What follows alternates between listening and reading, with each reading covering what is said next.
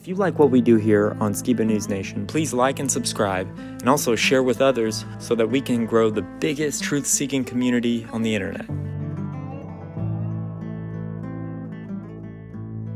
Huge shout out to all of our Patreon supporters. We couldn't do this show without you, so I just wanted to say thank you. And if you want to help support us, go to patreon.com/Skiba News Nation.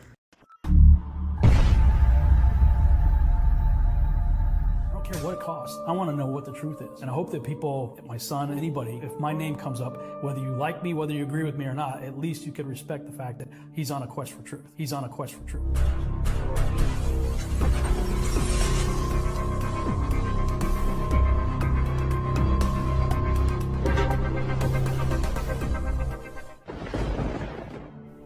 Welcome to Skiba News Nation, bringing you unfiltered views, news, interviews, discussions, and more.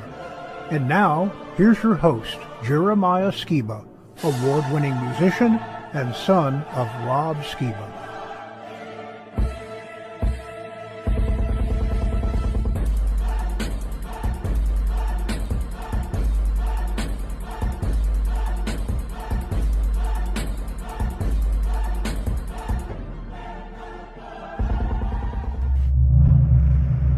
Something huge is coming. We're building the world's largest truther convention. It's called TrutherCon. This is the place where truthers unite to explore knowledge, ask tough questions, to challenge the mainstream narrative. But it isn't just a convention. It's a movement for free thought, open discussion, and the right to question everything. We are bringing in some of the biggest names of the truther community, so expect deep discussions, mind-blowing revelations, and connections with like-minded truth seekers. If you feel like the truth is being hidden from you, this is where you need to be. And the best part, it's 100% grassroots, built by truthers for truthers, straight from our Skiba News Nation family. TrutherCon will be a massive networking event. I believe this is going to be the most exciting truther event ever. October 2025 in Dallas, Texas. We hope to see you there.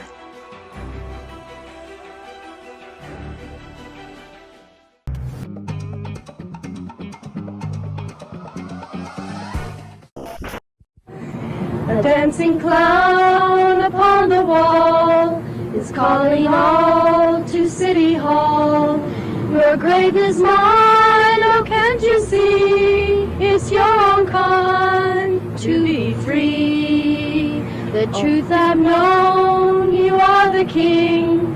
My love this world to you I bring. You know, you can be free. It's at your kind and come to me. In a scene described by one investigator as reminiscent of a weird religious rite, 5 persons, including actress Sharon Tate, were found dead at the home of Miss Tate and her husband, screen director Roman Polanski. Tonight, 2 Canadians who feel the past 20 years of their lives were damaged by the CIA tell their stories publicly for the first time. They believe they were part of a CIA project called MK Ultra. Here's a flashback that no one really expected. Imagine your mother on an acid trip. I'm talking June Cleaver on LSD. Everything is in color, and I can feel the air. I can see it. I can see all the molecules. Until Charlie's out. Looks like that will be never. He'll be out. There's a revolution. We'll be here. When do you expect this revolution? Soon. Did you expect this verdict? The revolution. What do you mean by a revolution? A bloody revolution. Are you saying? I question his, huh? Are you saying? Same? Yes. That's relative. Hey, Skiba News Nation family. Today we have a very, very special guest. We have a guy, this awesome guy. He wrote a best-selling book called Chaos, Charles Manson, the CIA, and the Secret History of the 60s. And I believe it was a New York Times bestseller. And he's an investigator, a true independent journalist. Please welcome Mr. Tom O'Neill. Welcome, Tom. Oh, thanks, Jeremiah. I appreciate it. Jay. Yeah, we're happy you're here, man. When I was a kid, okay, so I never believed, like I was telling you, the official Manson story. And then when I got older, I started, researching it, and you kept popping up on Joe Rogan and stuff. And so I would watch him, and I was like, this is what I was trying to tell my friends that didn't really care about what I was saying. Because every true crime documentary has Charles Manson, the most evil serial killer, he wasn't a serial killer, first of all. Right. And two, I mean, like, I don't think he killed anybody. I'm just weird like that. But I just want to say, you're the guy, dude. Like, you. Oh, like, thank you. Legit made me feel like I wasn't the only one who thought that. So I appreciate that. Oh, good. I'm glad I can make you feel less alone. Awesome. So what first got you interested in the Manson case? Nothing really. Unlike you, I wasn't at all interested in it. And unlike you, I was alive when it happened. I'm guessing you weren't even, your parents might not even have been alive. But it was only because I got an assignment from a magazine to do a story. And I was kind of, reluctant. I didn't even want to do it. I wasn't interested, but I needed money. And I thought it would be a quick 3-month job. And I said yes. And it took a lot more than 3 months. So, once you do read the best-selling crime book of all time, Helter Skelter by the prosecutor Vince Bugliosi, it is, it's a great book. It's written very well, and it's gripping, and it'll suck you into the story, which happens to a lot of people. It happened to me when I originally read it, just because I'd had the assignment. Right. And then, I found out that stuff in there wasn't really adding up, and started following some leads to see what was true and if there was anything that had been made up or misrepresented. And I started finding out a lot of that stuff over time. Right. And so that's when you felt like you weren't getting the full story. I mean, this is like the holy Bible for Charles Manson. And it's so weird because people are like so against any other alternative theories, which is like the case with any kind of, thing when you try to spread the truth. And that's why I appreciate your book so much. Yeah, I mean, it didn't start out to be what it ended up becoming, which I guess happens to lots of people's projects. You go in and you think it's going to be one way, and it turns out to be 360 degrees in the other direction.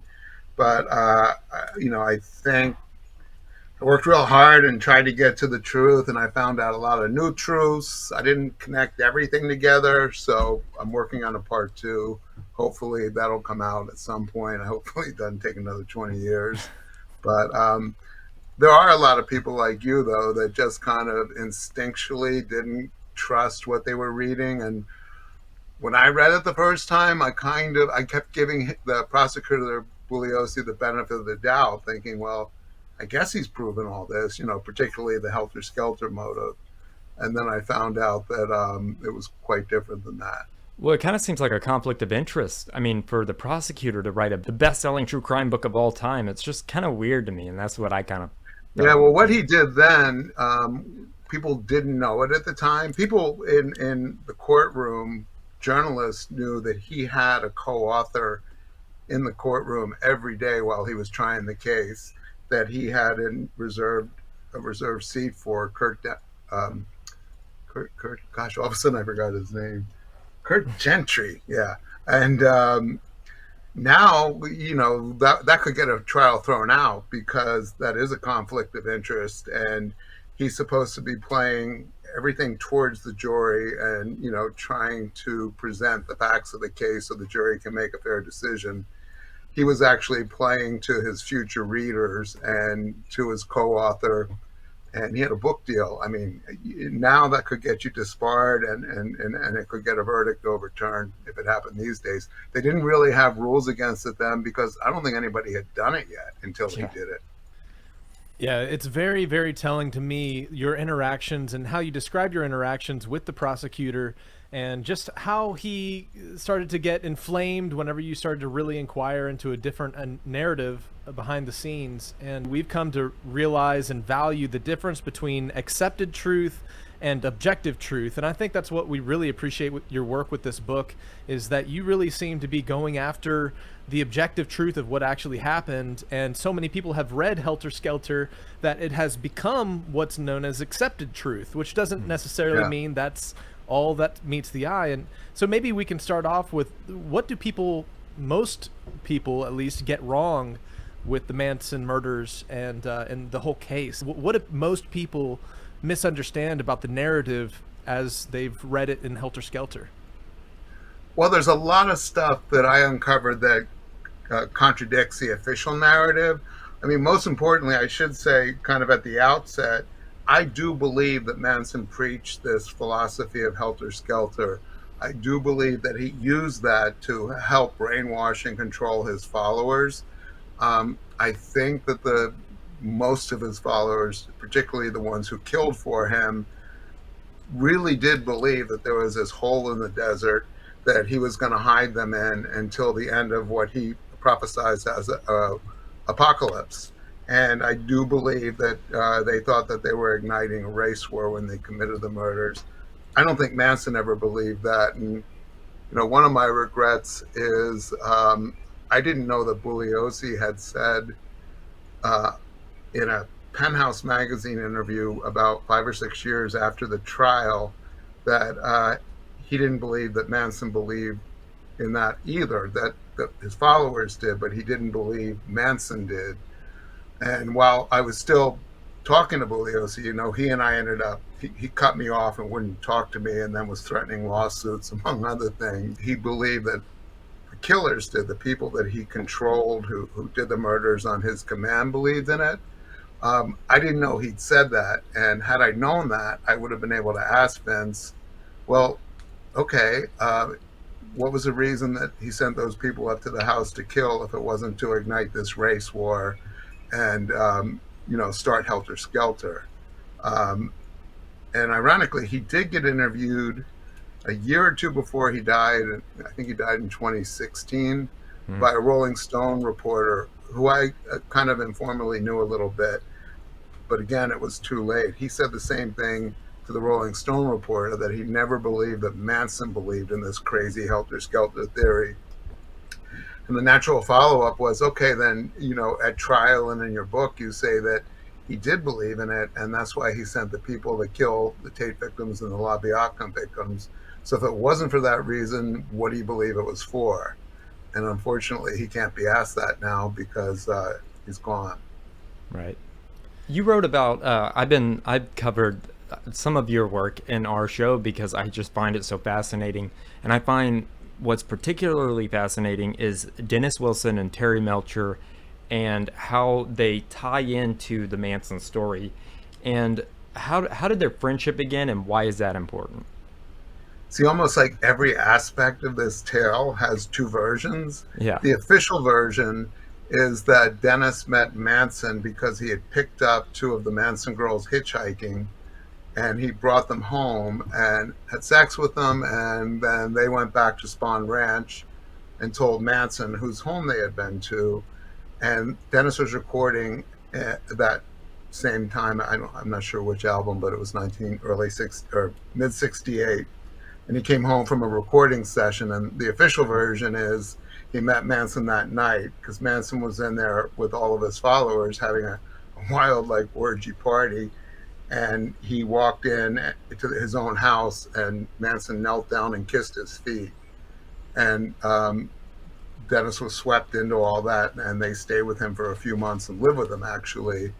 But what the truer story is that Vince never talked about it, but his co-prosecutor, Steve Kay, has said it at parole hearings, was that Dennis and Manson first met at the home of Gary Hinman, who people who've read either my book or Helter Skelter or any of the official literature would know that he was the first person that was killed by the Manson family, kind of a mild-mannered student and musician who lived in Topanga Canyon, who was killed about 12 days before the Tate murders happened by Bobby Beausoleil, Susan Atkins, and Mary Bruner.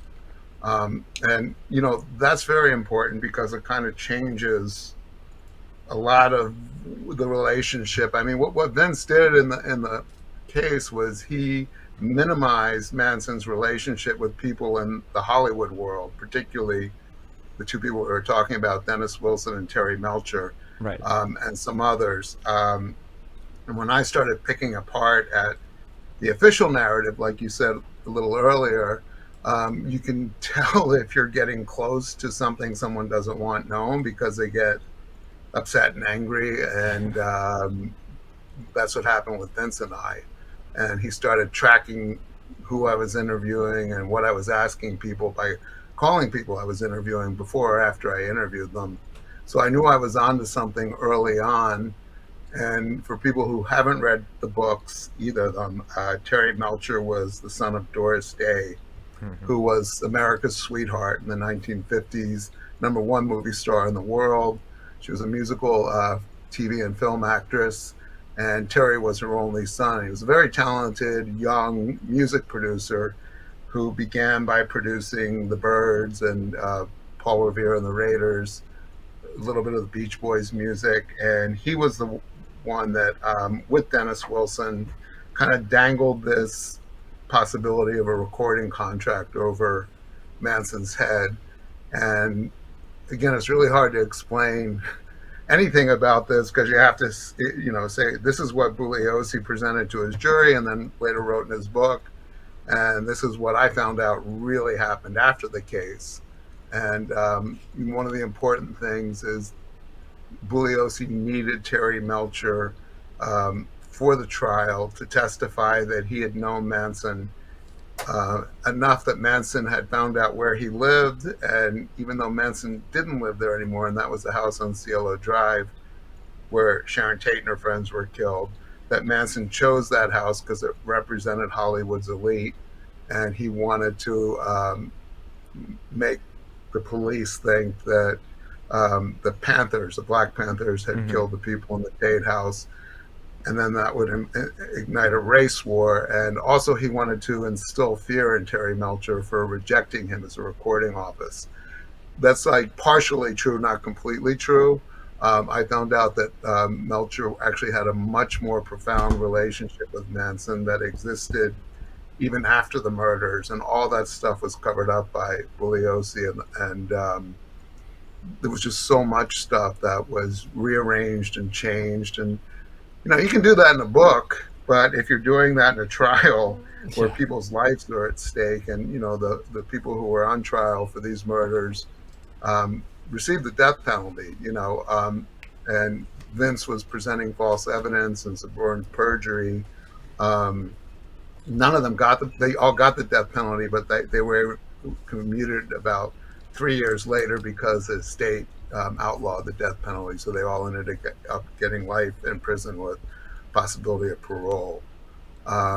So it's pretty serious to do what Vince did. And if you actually present false evidence or suborn perjury as a prosecutor in a murder trial and it's discovered, you can actually be sentenced to death for doing that, because it's kind of like attempted murder if you're convicting somebody on false information.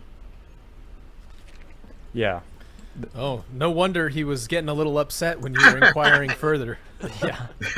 Yeah. Yeah. So I think I saw in the book Terry Melcher actually stayed in contact with Manson. Isn't that right?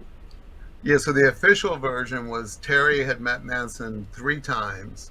Once at Dennis Wilson's house in the summer of '68 when the Manson group lived there, and then in the spring of 1969 he went to the Spahn Ranch twice, which is where the commune lived, about an hour northeast of Los Angeles, to audition the group and see whether or not he was willing to give them a recording contract.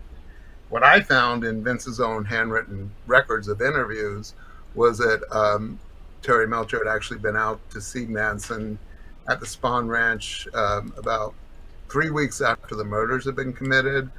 And this information came from people who Bugliosi relied on as prosecution witnesses, but he took that information out of the record, and then they got on the stand and didn't tell that part of the story. Also that Melcher had gone out to see the family in Death Valley in mid-September, about 6 weeks after the murders. And for anybody from the LA area or California, getting from Los Angeles to Death Valley is about a 5 to 6 hour drive. So he had a much more intense relationship than he told about on the stand or that Vince shared with the jury. And another obligation Vince had is to share any information that he gathers as a prosecutor with the defense If it's about anything that contradicts witnesses, he's going to use testimony. Then they can use it to impeach those witnesses. And Vince withheld that from the defense attorneys. And the two living defense attorneys who I showed that information to said it would have changed everything about how they fought the case if they had known that, you know, Vince was allowing Melcher to lie up there. And even his co-prosecutor, Stephen Kay, who was on the prosecution side, said that it changed everything he thought he knew about the case.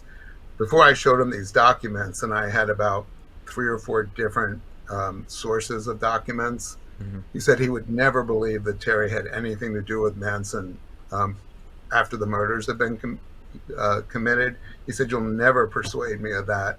And then when he looked at the documents, I was at his office. He was still in the DA's office. And this was, I think, 2005 or something. He sunk into his chair and just was rubbing his head. And he goes, I don't know. I thought I knew everything about this case. I don't know what to believe anymore. He goes, "This is definitely Vince's handwriting."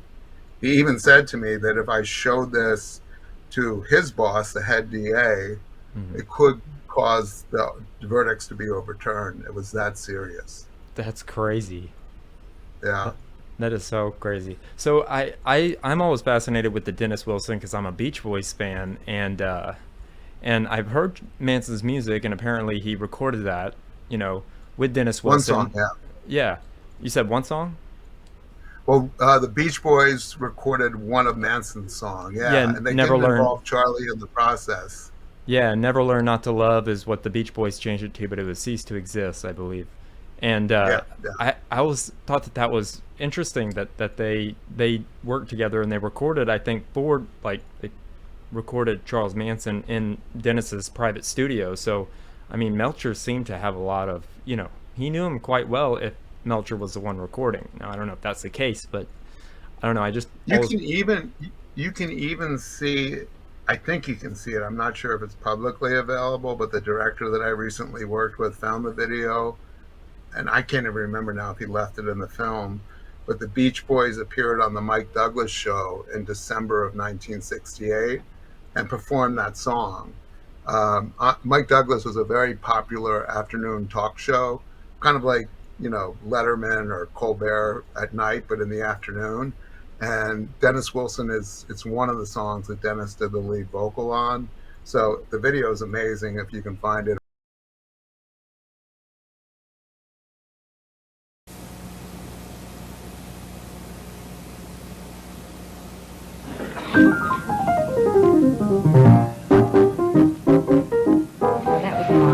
It's so easy to introduce our next guests because not only in America but throughout the world they are certainly on the top of the heap. They are the Beach Boys. Welcome to Beach. No problem. May we hear? What are you going to do for us now, fellas? Never learned how to love. Is this the acapella thing? Not to love. Never learned not to love. The next one's the acapella then. Okay. Never learned not to love. The Beach Boys.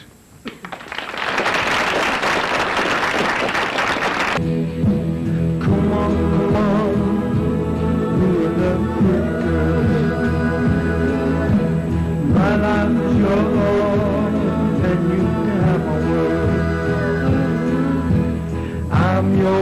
I'm your kind, and I see. Never had a lesson I ever learned, and I know I could never learn not to love you. But Dennis comes out from behind the drums. You know, he was their drummer. Yeah. And he's front and center on a mic singing this song very kind of passionately. And it's very kind of hippies, 60s. It's a great clip if you ever can see it. So what do you think their real friendship was? Like Dennis Wilson, I mean, like, we know about Terry Melcher, but like, did Dennis Wilson have a deeper connection with, like... You're asking me all the tough questions, Jeremiah, because that's another example of two stories. Right. So the official version of the story is that Manson family moved in with Dennis probably late June, early July of 1968. And by the end of that summer, maybe mid to late August of 68, Dennis had gotten really tired of them. They trashed his house. One of them wrecked his Oldsmobile, or not old, Rolls Royce, and he had spent a lot of money on the women's dental work. I think he estimated that he had spent $100,000 or $200,000. So the official story is that he moved out of his own home to get away from them, not evicted them. No, he didn't own this house. He rented it. It was a famous the kind of log cabin hunting estate that the humorist Will Rogers had built over in Pacific Palisades in the 1920s or 30s. And the official version is when he threw them out and then never had anything to do with them again. But in my reporting, I found out that as late as December, after that summer, he had given 2 different interviews where all he did was talk about Charlie, who he said he called the wizard. And he said Charlie has these girls who are his communal wives, and they'll do whatever he says. And I love Charlie, and I'm collaborating with him. And when the murders happened and they finally figured out who was responsible, Dennis wouldn't cooperate with the prosecution. He refused to testify. He did one interview with Bugliosi, but he wouldn't talk about anything. And Bugliosi never subpoenaed him. He could have subpoenaed him, but he didn't. And Dennis said in his later years, not that much later because he only lived to, I think he died in the 80s, that he would someday tell the truth about Manson, that nobody had known what really happened with Manson in Hollywood and him and everything. And he didn't tell this to me because he was dead when I was doing this. He told it to 2 authors, 2 separate sources who were doing books about the Beach Boys. Wow. So he took that to his grave. He was, I think it was the day before his 40th birthday, he dove off of his boat in Marina del Rey to retrieve a picture of his girlfriend he'd thrown overboard, who he was having a fight with. He went back in to get it and never came up. He drowned. Yeah, he hit his head on the dock, and I always found that was super weird too. And I think there's a lot of people that think there's something fishy there, but yeah, I didn't look into it. But I've been doing all the talking, and I'll let Jake ask a couple of his questions before I ask you another one.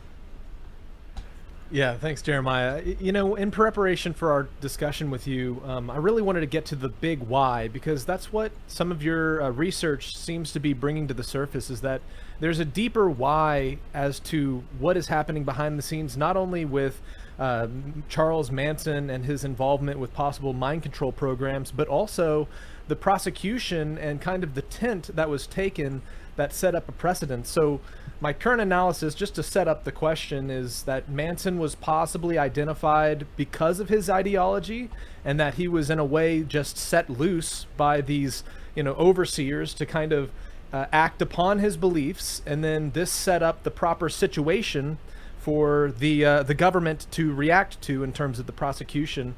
And before we get into really like the nitty-gritty questions I had, I wanted to ask you about the 2 question figures that are in relation to the MK Ultra aspect of Manson's involvement, which is Roger Smith, his parole officer, and West. Is there anything that you've found in relation to their interactions with Manson and his possible being either facilitated by CIA mind control programs or in some way groomed to end up as the leader of his cult that he did?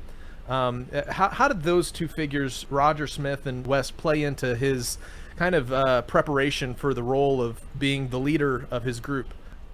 Louis Julian West was a psychiatrist who specialized in hypnotism and LSD research starting in the early 1950s when he was at a military base in Lackland, Texas. Are you guys in Texas?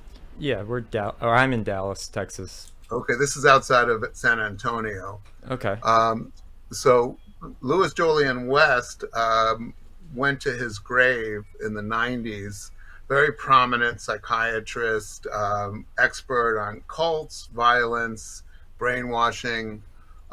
He went to his grave with a secret.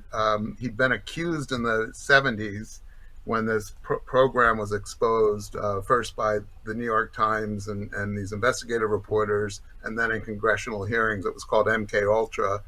and it was a CIA secret operation that began in the late 40s and ended in 1973. And the objective was, it was a brainwashing program. The ultimate objective was to create programmed assassins, people who could be brainwashed to kill people on command and usually with a trigger, and wouldn't have any recollection of the brainwashing. And there were different degrees of what they wanted to do. After they would commit a killing, then they would remove the memory of the killing, that kind of thing. So West was involved, or had been accused of being involved in that. He denied it. He was never investigated, never held responsible. And it kind of, every now and then it would come up, if he was involved in a big case or something.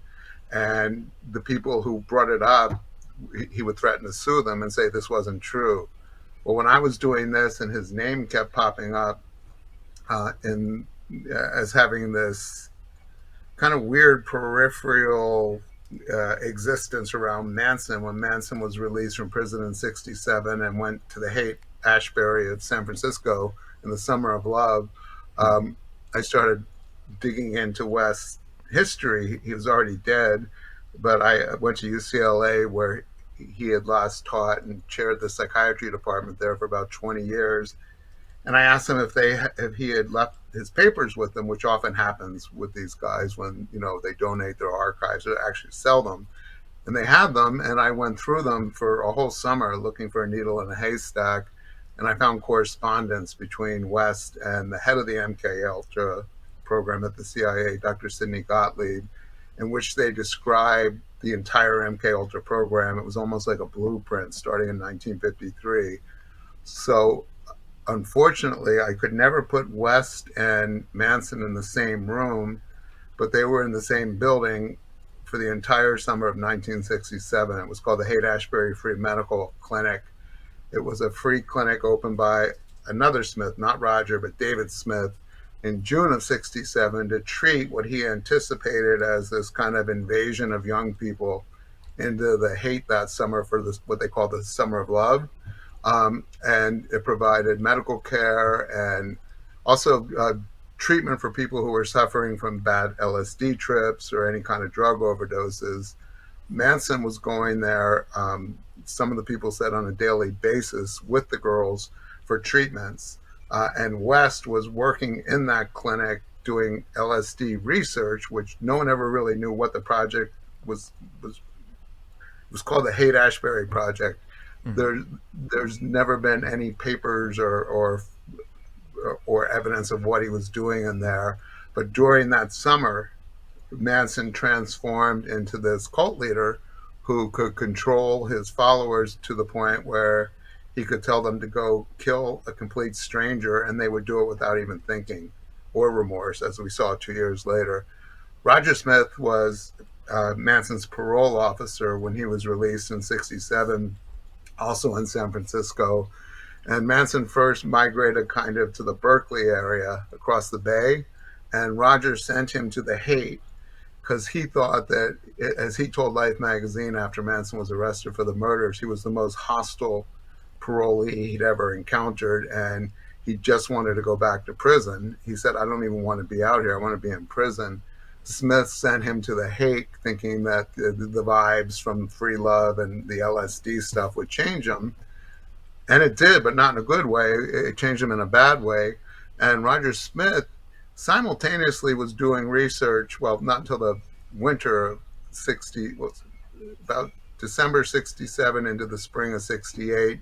He was organizing what he called the Speed Research Project, where he was studying speed and violence on youth out of the same clinic.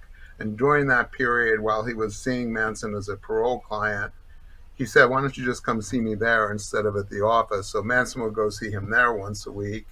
And it was during that period, it was like a cauldron of shit all together in this one little building in the Haight where Manson emerged. Kind of like as what the CIA had already been trying to create since 49 officially.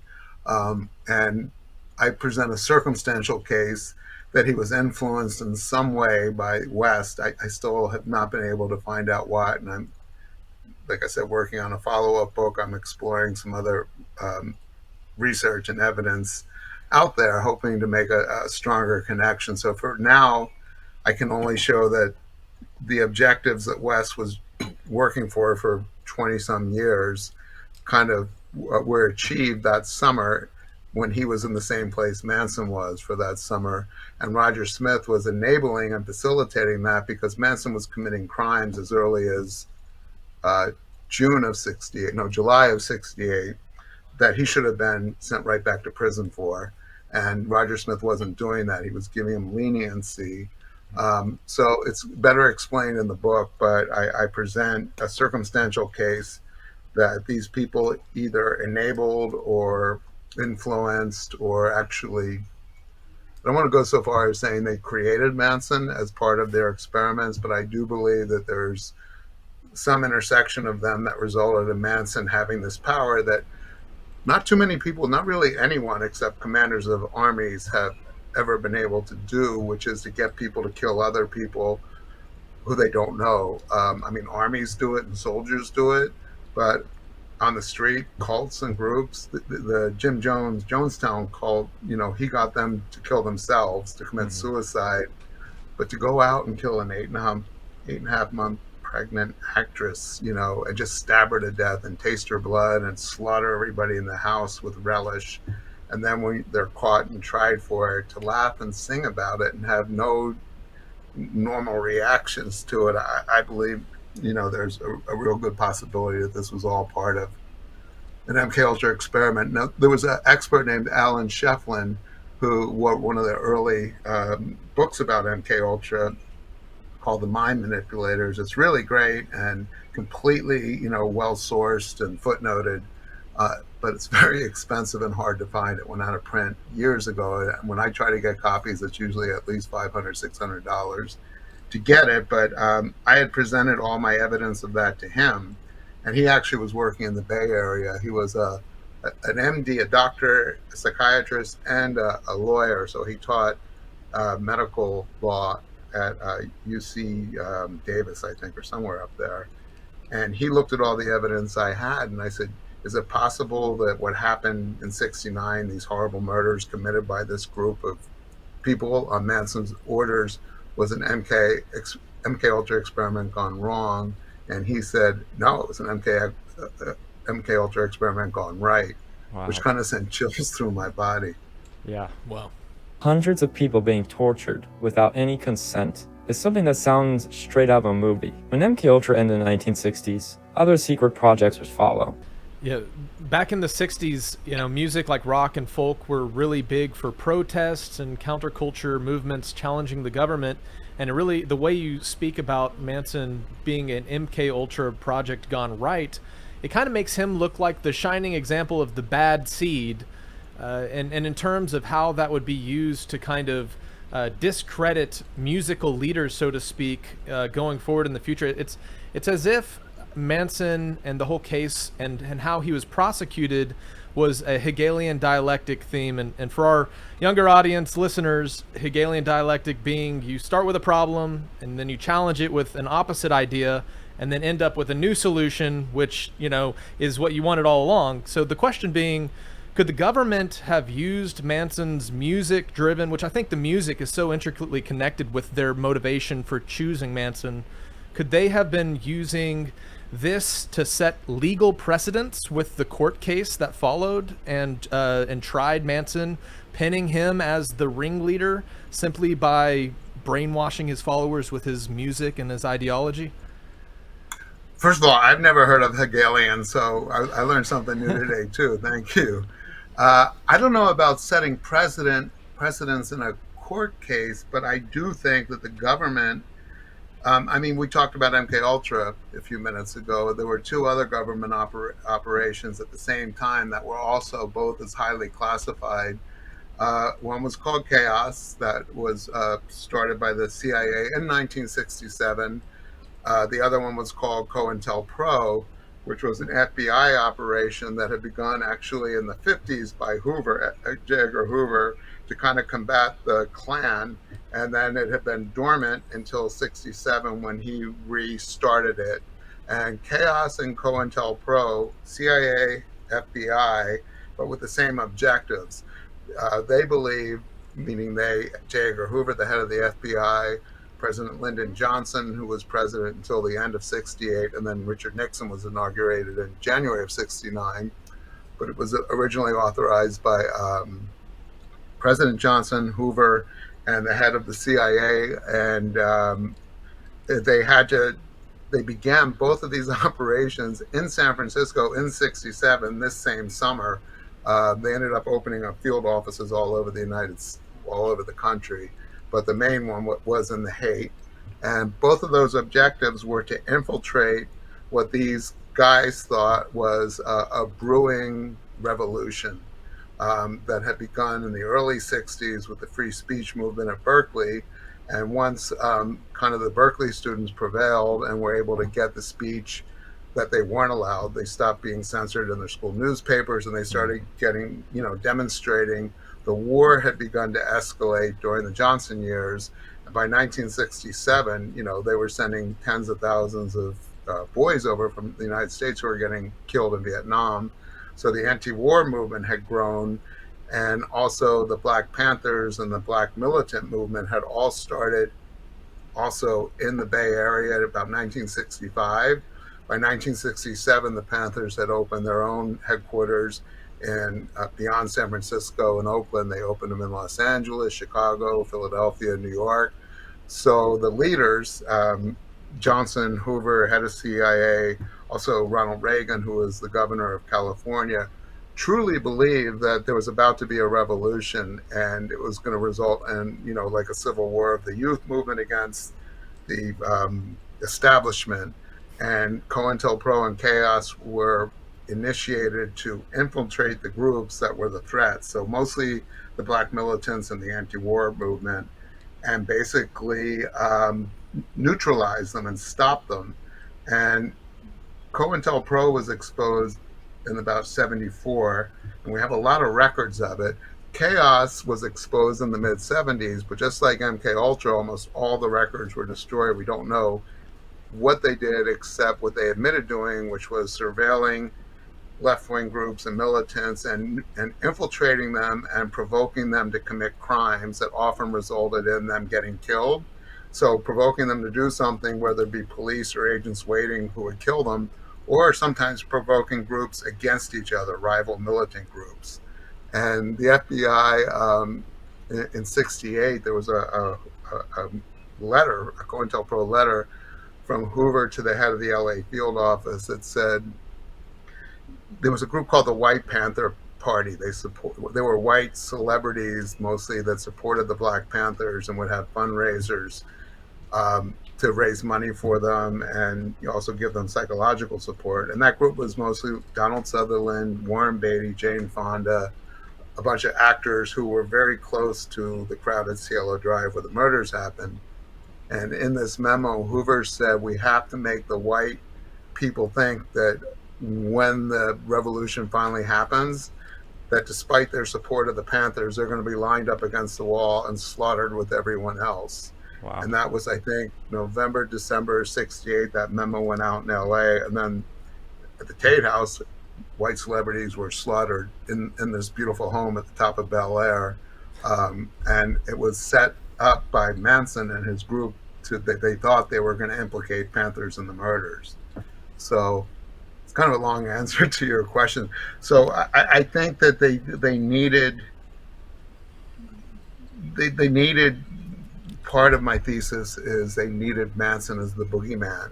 So when he was arrested and charged with these murders in December with his group, it kind of shocked the nation, shocked Los Angeles, the nation, and then the world to see photographs of these hippies with like flowers in their hair being accused of these horrific murders. And it became kind of this cultural signpost. Oh, look at that cat. Sorry, Charlie. Charlie, get down. Is the cat named Charlie? Yeah, I named him Charlie after the probably the book. No, you didn't. I named him Charlie Manson, and everybody thinks I'm crazy, but he is a little psycho. So it makes sense. Yeah. But When you were He talking, maybe doesn't want me talking about this stuff, so I try to get your microphone. they've MK Ultra'd him. Yeah, for Yeah. sure. So chapter 7, I believe, is where you talk about those 2 government programs, and that blew my mind because everybody talks about MK Ultra, and nobody talks about the other ones. I've never heard of them before I read the book. They're a lot less. Yeah, they're a lot less covered. And I mean, MK Ultra. When I began this or researching, was about. I began the reporting in '99, but I didn't stumble into that MK Ultra rabbit hole till about 2000. Yeah, 2000. There weren't a whole lot of books out about it then. There were 2 or 3 like credible, legit books, and I'd never heard of it before. And now I know there's a lot more stuff that, predated the release. My book doesn't have anything to do with it, but there's a lot more interest. Cointelpro and Chaos, there's a few books, but not a lot. You can find them, but I'm sure people are at work on them now. And there was a great documentary made about the activists who robbed this FBI warehouse that they knew had these Cointelpro papers in the middle of the night, I think it was 1974 in Pennsylvania. And because the robbery was successful and they got all these documents, we know a lot more about Cointelpro than we do about MK Ultra or Chaos. I can't remember what it's called, but it was on PBS about 2 years ago. The activists who did it finally came out and went public because I think the statute of limitations had run out on them being prosecuted for these crimes. Wow. But it's an incredible story. Well, before we move on, I wanted to ask you about, we were talking about Jolly West and his research, and I'm from Dallas, so I'm a big JFK, like I like to go out there and like it's like the biggest conspiracy. I mean, and now all the files are coming out, and it's, I've filmed a lot there, and so Jack Ruby, I believe, I remember this because I was watching the Joe Rogan thing, and so Eddie Bravo was a guest on our show, and I told him, I bet you I could blow your mind. He said, what? And I said, what if I told you that there's a connection between Manson and the JFK assassination? He said, no way. There's actually a JFK connection with the CIA, and Manson is the same guy that was his handler, was actually Jack Ruby's handler. Yeah, that makes sense. I don't even need evidence for that. That just makes sense. That's just like, yeah, I believe it. It's amazing how much MK Ultra, I think they're using it on a mass scale today on us, using TV, using all their propaganda tools, and they've mastered the art of MK Ultra. And so they just project it on us all the time. We don't even know that it's happening sometimes. I think they want us to think that MK Ultra is like one-on-one. You got some guy in a room and they got a helmet on with all these electrodes. They're zapping them. The real MK Ultra, the most important MK Ultra, television, now social media. That's the real MK Ultra. I said, didn't Jolly West, he was the guy who was with Jack Ruby. He was his therapist, right? He was assigned to be do a psychiatric evaluation right after Ruby had been convicted. So the assassination happened in November of '63. Ruby killed Lee Harvey Oswald, I think, 3 days later. He was tried and convicted of murder by January, and his lawyer was getting him trying to get him a new trial on appeal, and got Jolly West flew in from Oklahoma. At that point, he was the head of the psychiatry department at University of Oklahoma, to evaluate him and see whether he was sane to stand a second trial. And West emerged from his jail cell to announce that in the preceding 48 hours, Ruby had suffered from a psychotic break from which he'd never recover, that he was having audio and visual hallucinations in the jail cell when West was alone with him, that he saw other people in the cell, hid under the table, told West that he could hear Jewish children being boiled alive outside. West, what nobody knew, that was part of his MK Ultra research, was inducing insanity in people without their knowledge, using drugs and hypnosis. And from that day forward, he was right. Ruby never could talk really without rambling and hallucinating. And he only told his story once to the Warren Commission, and he was begging to be flown to Washington to give his testimony. He said his life was in danger there. He couldn't tell the truth about what he knew, and they wouldn't allow him to come to Washington. They said the security would have been too complicated and expensive. So instead, Earl Warren, the head of the commission, and Gerald Ford, who was a congressman at the time, later became president, and Arlen Specter, who was an investigator for the commission, the three of them came down to Dallas to take his testimony, and they stopped midway through because he was rambling and incoherent. So he never really told his story, and died, I think it was 1960, at the end of 67, maybe December 67. Yeah, it wasn't 68, of a rapid onset of cancer that he was diagnosed with and died a week later. So what, this guy Eddie Bravo hadn't heard of Ruby and Wes being together before you told him? No, and it blew his mind, and he was like, man, that's crazy. And like, he's one of Joe Rogan's friends too. So I was like, dude, you have to talk to Joe. I mean, he would know, but I just thought that Rogan talks about it all the time. I know, it was so fascinating, and that's where I first learned about it. But let's see, I was gonna ask you a couple of things.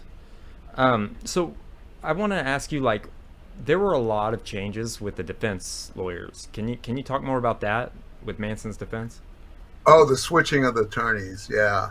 Again, I got access to archives and files that hadn't been shared with other people before. Through being a pain in the ass and being persistent and begging and pleading and doing whatever I could. And I found two separate documents, one in the Los Angeles Sheriff's files and one in the DA's files, that showed that Susan Atkins, court-appointed attorney, a public defender, was removed from her defense by the prosecution when they realized that she was involved in the Tate LaBianca murders. They had her for the Gary Hinman murder, the guy I spoke about at the beginning. And when they realized that it was a much larger case with more victims, they wanted her testimony for a grand jury. But before she had been publicly, or any of them had been publicly identified as suspects, they held a meeting and said, we need to remove her defense attorney because he's not going to allow her cooperation with us. We'll find the appropriate attorney to do it ourselves. And they had a meeting, and they chose this guy named Dick Caballero, who had just left their office about 6 months earlier, the DA's office, to become a defense attorney. And they had the documents saying, we're going to go to the judge and have him remove him. And then I have the second document, was like a week later and right before Atkins' first preliminary hearing, where they said Judge Klinko has agreed and he will be removed at that hearing and replaced with Caballero. Now, that's an entirely illegal behind-the-scenes maneuver. You can't speak to a judge about a case without attorneys from both sides. And I found the defense attorney who was removed. That was two brothers, Milton and Gerald Condon. And I said, first I called the Santa Monica court where the hearing was to get the transcripts to see what the reason was, and they were missing. And I got the news coverage, which was small then because she hadn't been identified yet as a Tate LaBianca suspect. It was just this Hinman murder. Got a little coverage because it was a pretty gruesome murder, but they just said the lawyers were changed. They didn't say why. And the Condon brothers told me in an interview that they were never informed, and they objected, and that she objected, but the judge wouldn't hear it. And I said, well, why didn't you go to the state bar or, file a grievance? Because you could have stopped it. And Gerald Condon, who was her main attorney, said that's exactly what I was going to do, but it was just in that 24-hour period she'd been linked to these other murders right after the hearings. And my wife said, if you defend that woman, I'm going to leave you. She was terrified. So he said, I let it go, and it's the biggest regret, of my career. So she didn't get a fair trial. She was co-opted by the prosecution, and they ended up presenting, it's a long story, but there's a whole chapter on it, but it was a complete miscarriage of justice that experts in the field said also that kind of thing could have overturned the verdicts if that had ever been exposed. Right. I mean, do you think Manson would have been convicted today based on, everything? I still don't know because at the time, what was so crazy is his and their behavior in court. It was a circus, They were, acting out and misbehaving every day. They were getting thrown out of the courtroom. So it was hard to have kind of any jury think that they were anything but a bunch of wild, crazy hippies who would do whatever Manson told them to do. And I do believe that he sent them there to kill. I do believe he should have been convicted of conspiracy. Where I differ is, why they were sent to kill and what the objectives were.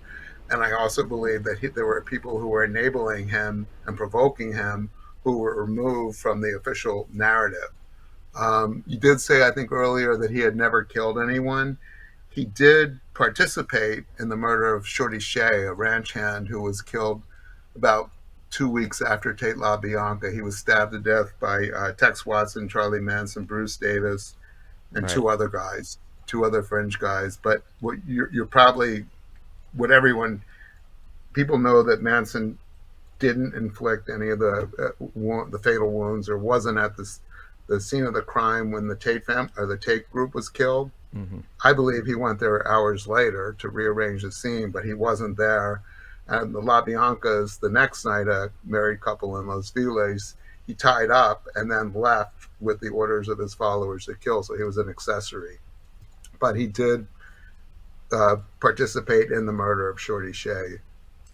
And he has said himself, in parole hearings and interviews since, that he's killed other people, but he won't say who they are. He has said that he killed someone in Mexico, and he has told other people who I know who have interviewed him, most of this is in public, but that when he was in juvenile detention, he killed a couple boys in Washington, D.C. Wow. When he was a boy, like 13 or 14. That's crazy. It really does seem like Manson was this shining candidate with dangerous ideology that they just kind of fanned the flame, so to speak, so that they could point at this religious musical leader in order to discredit the other good musical revolutions that were happening around the same time. It was like those Cointelpro and the different things that were leading up to manipulating the public's perspective of the government and such. Yeah. It was like Manson was the perfect scapegoat to say, oh, we have to crack down on these musical revolutions. We have to crack down. Well, yeah, there was a a cultural shift. And it wasn't just, musicians, but it was just people in the youth movement, people, I mean, I'm not the first one to say this, but after the family was arrested and charged, especially when the media was going out to Spawn Ranch, where the group that, they had initially about 7 or 9 people in on murder charges, but there were still 20, 25 more who lived at the Spawn Ranch and would go to the court every day and hold vigils and did whatever Manson and the girls who were on trial did. So when they shaved their heads, the followers shaved their heads. When they carved X's in their foreheads, they carved X's in their foreheads. When Manson later turned his X into a swastika, they did the same thing. So people are seeing that, on the front pages of their newspapers and their nightly newscasts every day, and they became terrified of hippies, long-haired people who they previously thought were either silly or harmless, or maybe they thought they were dangerous, but nothing like, after Manson and this group kind of misrepresented the entire social revolutionary movement as bloodthirsty murderers, and people wouldn't pick up hitchhikers anymore. After this, it changed everyone's perceptions.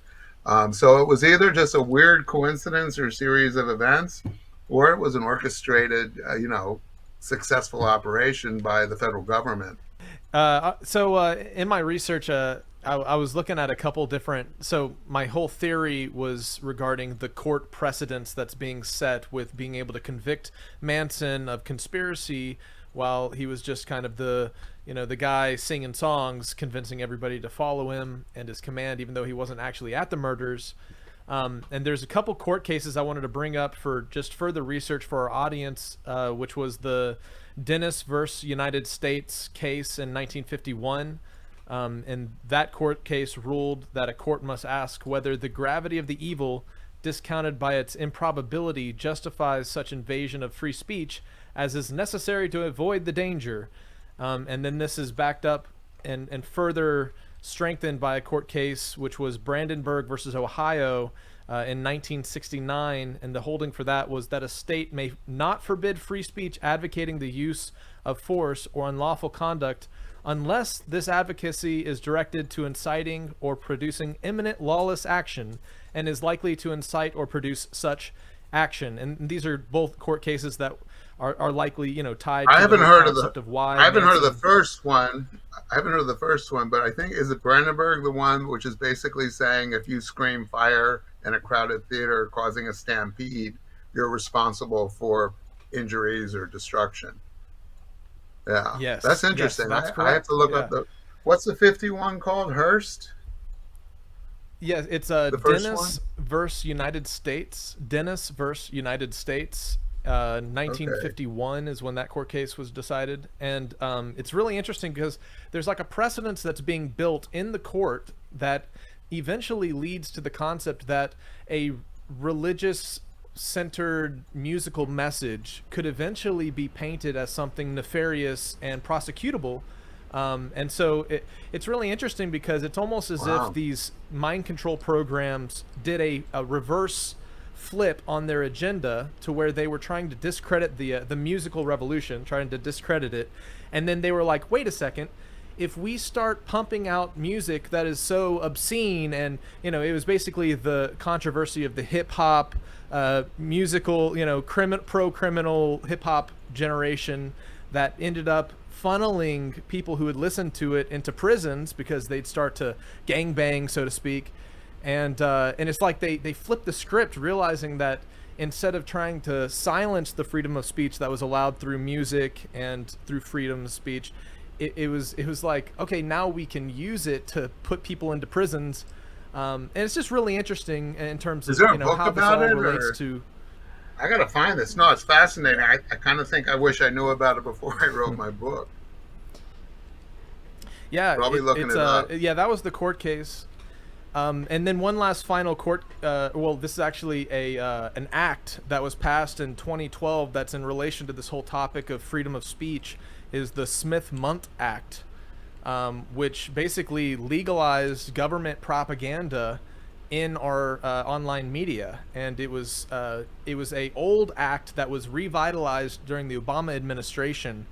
And it's very, very interesting because all of this topic of Manson and his music and his messaging is all encapsulated with this discussion of the freedom of speech. And so what I wanted to ask you, one was, I wanted to kind of backtail to the religiosity of Manson's message. You know, he was said to be a man who could quote the Bible almost directly from memory, and I wanted to ask, you know, because you asking that question to the prosecutor of why in the world did he even send them to start this race war if he didn't actually believe in the race war and all the messaging that he was propagating, and could you maybe tell us a little bit more about the nuanced kind of religious message of Manson's cult, and you know, what was it behind the scenes that his believers held on to so fervently even after he was incarcerated? Well, you know, through his brainwashing and mind control of them, they came to believe that he was a combination, because he told them this, of Jesus come back to earth and Satan. He said he was a blend of both.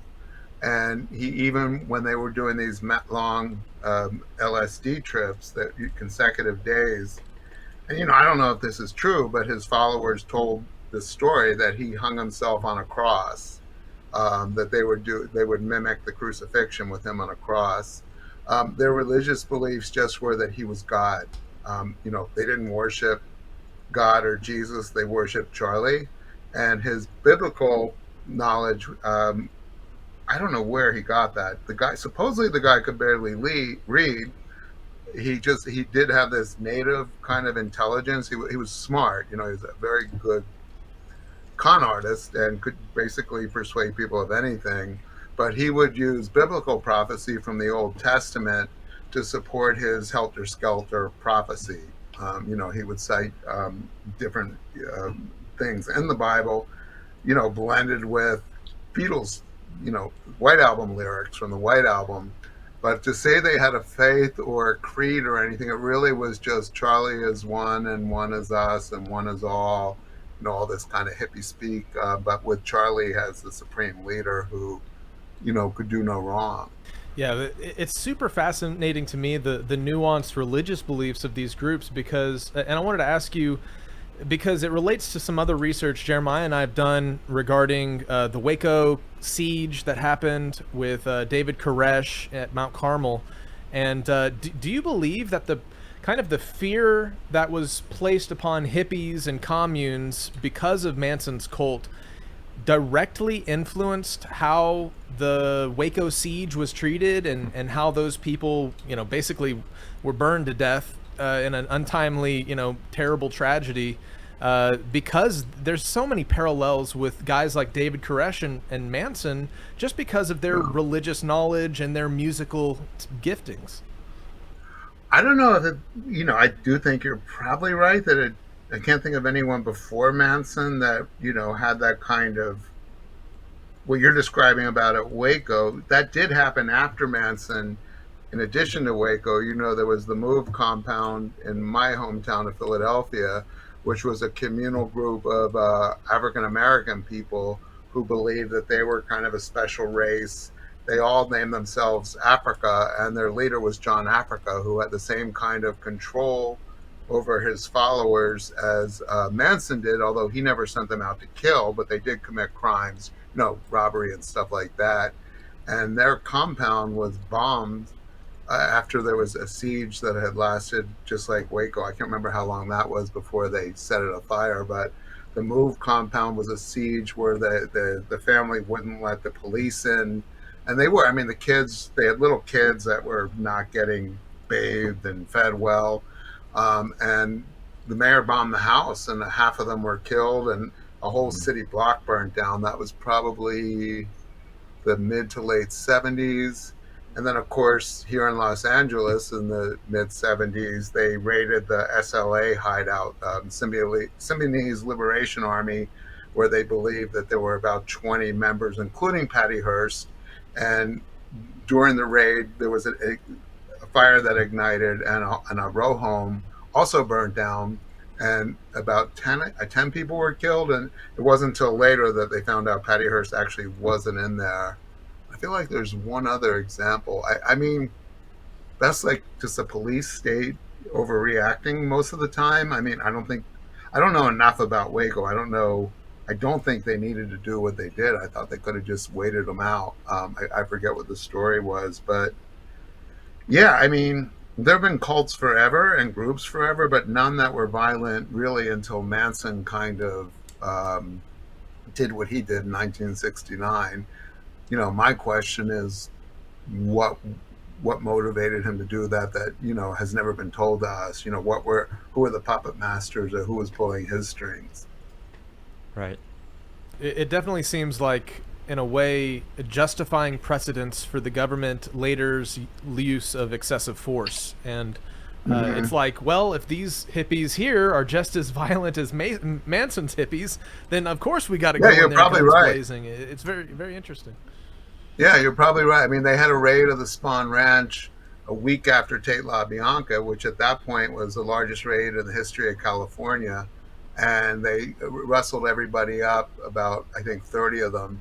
But they released them 3 days later, and they probably regretted not blowing it up and killing them at the time because they still committed murders. Shorty Shea was killed, I think, the day they got released. But that's a good question and something to think about. I wanted to ask you, have you ever seen the clip of Sharon Tate's mom advocating for Charles Manson? I'm not sure. I know that she questioned. I have a clip if you want to watch it. Okay.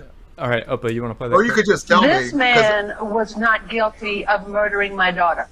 Okay, of all the 7 murders that I know of, he did not commit one of them. All right? I feel that he has taken the blame for all of them. And the ones that should be blamed for is Tex Watson and Susan Atkins, Patricia Krenwinkel. What do you think of Sharon Tate's mom attending all of your parole hearings? Sharon Tate's mom has never attended my parole hearings, and she knows I didn't have anything to do with killing her husband. Is that right? That's not right, is it, Paul? No, she goes to Tex. Who's the one? Tex took responsibility for that, man. And you read his book, he said he did that. He said he did it because he thought that's what I wanted him to do. And I hope in no way that I've in any way I've given the impression that I'm trying to blame anything on my parents, or blame anything on drugs, or blame anything on rock music, or blame anything on Manson, because I do take complete responsibility. So I just thought that was super Yeah, interesting. no, I know that she's not the only one. I mean, Suzanne LaBerge, who was the daughter of Rosemary LaBianca and stepdaughter of Leno, also didn't care about Charles Manson, because she said that the people who killed my parents were Charles Watson as the main killer, and then Leslie Van Houten and Patricia Krenwinkel. I forgot that it was that kind of that Doris was that outspoken about it. I do know that she felt that Willie Ossie hadn't told the truth, that she believed that the killers had gone up there and had some kind of foreknowledge that Sharon wasn't supposed to be there. And I think that I think she questioned whether or not Manson was really behind it, or it was something separate that was Tex Watson's doing. Yeah. Well, okay, so like Charles Manson, every time he was on the news, everybody thought he was crazy, but I didn't know this until somewhat recently. He spent a lot of time in solitary confinement with just 4 walls. So if you're in a little room for that long, like you can go crazy. I mean, there are documented cases of people that are, and so do you think they did that on purpose to make him seem as crazy, or do you think he really was crazy? It's hard to say. I mean, he was acting like that before he was in solitary. When he was on trial, he was doing the crazy Charlie act. He's been doing it forever, and he has been in and out of solitary. He spent a couple years at Vacaville, which was a medical prison, starting, I think, in 73 or 74.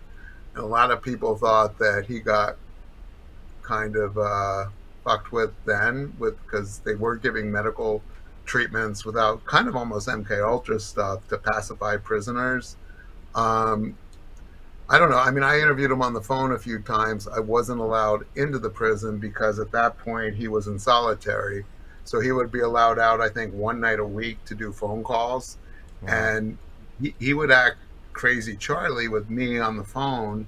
But there were a couple times where he and I got angry with each other, and he would get off the phone. And then later, the third guy, who was on the outside, who would plug us in and tape the calls for his records, played me a tape of Manson complaining about my questioning.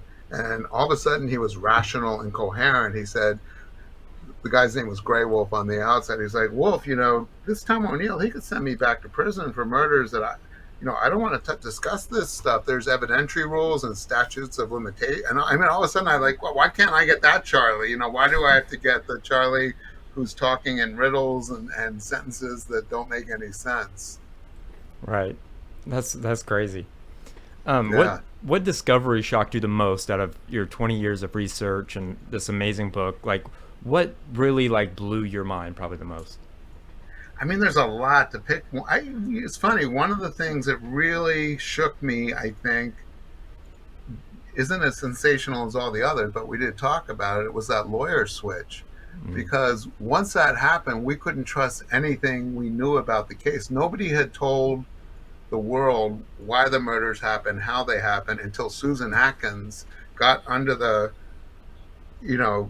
protection and coercion of the prosecution, who basically wrote her a script. And to me, that was one of my most shocking findings. I mean, finding out that Jolly West had actually not only been involved in the MK Ultra, which people had whispered about and accused him of for years, and he had denied, but seeing the actual chilling letters where he talks about experimenting on psychiatric patients and people in prisons and even at his army base without their knowledge. And you're around with somebody's most precious possession, which is their mind. It's not their heart or their organs or their body. It's the thing, their free will. And he was manipulating that with drugs and all kinds of other things that we might never know about. And they had no idea, that this was happening, and that their thoughts weren't their own and their memories weren't, they couldn't even trust their own memories. He did Nazi-like experiments on people. And this was right after the Nuremberg codes had been signed, and scientific medical professionals, who were on our side in World War II, all took these oaths to never commit any kind of experimentation on humans without their consent and and approval. Yeah. Yeah. With not only you challenging the prosecutor's legacy, basically, and kind of uncovering some of the loopholes in his arguments and in his book, but also uncovering the connection with kind of a grander conspiracy, was there anyone who ever tried to stop you from telling this story? Like, did you ever get threats or anything along those lines? Really, just one person. To come out with this information? Really, just one person, the prosecutor. I mean, he tried everything to stop me. He sent a 30-something page single-spaced letter to my publisher, my first publisher, who canceled the deal after. They said it had nothing to do with his threats, and I actually believed them. I think it was a financial thing because I was late. But, I mean, he was threatening to make up lies about me. He told me, he would turn off our recorders when we had our one big final confrontation in his house. He said, "I will hurt you like you've never been hurt before." In his letter to my publisher, he said, "If you publish this crap by O'Neill, I will own Penguin Press. I will own your publishing house, and I will own him for the rest of his life." He was scary. I mean, you can see if people read the book, other stuff I found that he did separate from this case that was even more criminal, in his own life. He was a dangerous man, and he was really the only, and one of my biggest regrets is I wanted the book out while he was alive, so he would have to be accountable. And, larger media organizations than I am, or even want to be, would say, "Hey, prove this guy wrong. What's your defense?" And, it's partly my fault it took so long, but he died 3 years or a couple years before the book came out. And, there are people out there, a lot of haters, who think I didn't publish until he was dead, until other people were dead, which is bullshit. I mean, believe me, there's other people in the book who are alive or were alive when it came out in 2019 who could have easily, if Bugliosi could have sued me, the Smiths, Roger and David Smith, could have sued me too, and a lot of other people, and nobody's filed a lawsuit because they know that I've got my facts and I'd be able to do discovery on them, meaning, all right, if you're going to sue me, you can have everything, but you also have to reciprocate. That's part of the legal process. So I was actually kind of hoping some of them would, but nobody has. Yeah. One last final question would be, if we could bring Charlie back and sit him right in front of you, what would you ask Charlie Manson today, with all you know?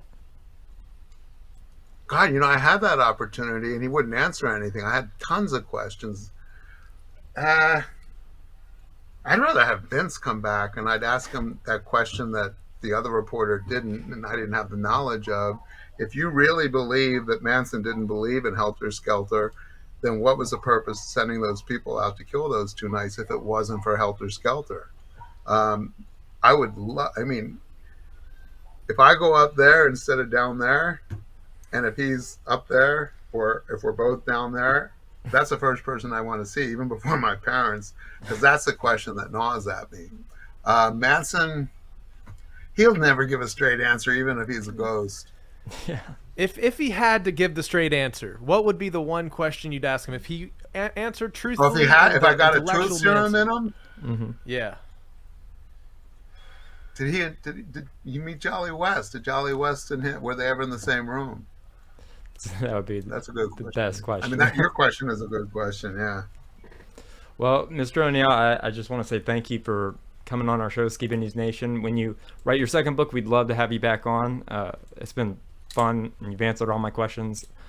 Where can people find the book? like on Amazon, and I'll put links to it down in the description. I always encourage people to go to independent bookstores, but now it's actually doing pretty well. So I think a lot of indie stores have it, but when they don't have it, you can get it on Amazon. You can get it at Barnes and Noble, anywhere really, or the library if you have to. I don't care, as long as people read it. I just want the word out. Awesome. Yeah, well, everybody go check out this book, buy this book. It's really amazing, and I really appreciate you coming on the show. It's been like a dream come true, like I said, but oh, come on, you say that to every guest. No, I really don't. You should believe him. He's a big fan for sure. Yeah. This was my one. No, it was great. You guys asked good questions. Well, you're welcome back anytime. Yeah. I mean, there's a couple of notes I took that I'm gonna have to look up about that trial and that how did you pronounce that theory? It began with the Hegelian Dialectic. Hegelian Dialectic. I can send you an email with it if you'd like. Yeah, if you want to. Yeah. Don't send me down rabbit holes, though, man. I'm trying to do my second book. Yeah. Well, thank you for coming on. Thank you for your time. Yes. All right. Thanks for having me, guys. Thank you.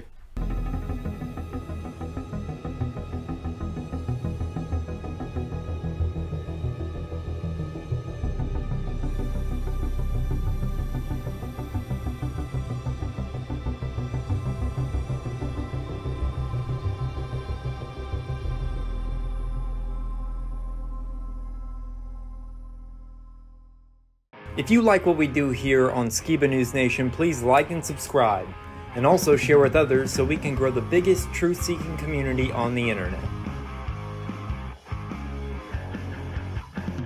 Huge shout out to all of our Patreons out there. If you like bonus content, you want some extra Skiba News Nation stuff, please go to patreon.com/Skiba News Nation.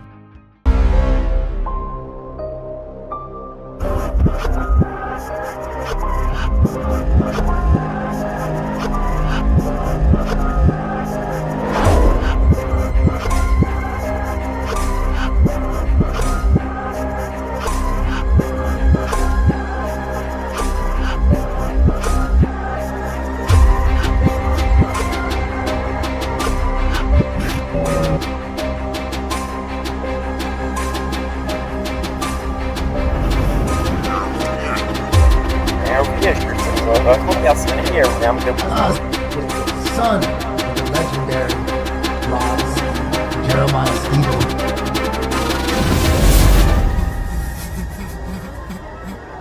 It's like I don't even want to wake up.